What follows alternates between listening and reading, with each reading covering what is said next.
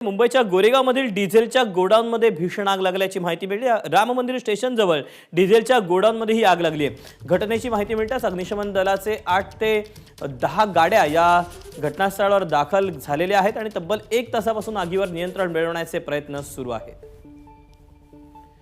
अधिकचे अपडेट जाणून घेऊ। सत्यम सिंग आपल्या सोबत आहे। सत्यम, आगीचं स्वरूप नेमकं काय आहे, आत्ताचे काय अपडेट?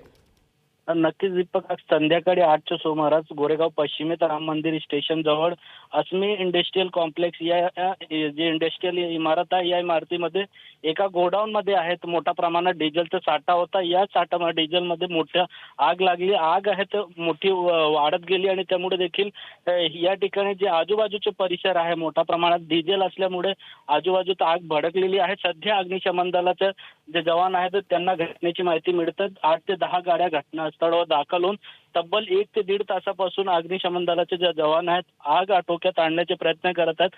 मात्र इंडस्ट्रियल आहे, आजूबाजूला मोठ्या प्रमाणात केमिकल आणि या ठिकाणी जो गोदाम आहे त्या गोदाममध्ये मोठ्या प्रमाणात डिझेलचा साठा असल्यामुळे आग आहे ती मोठी झाली आहे।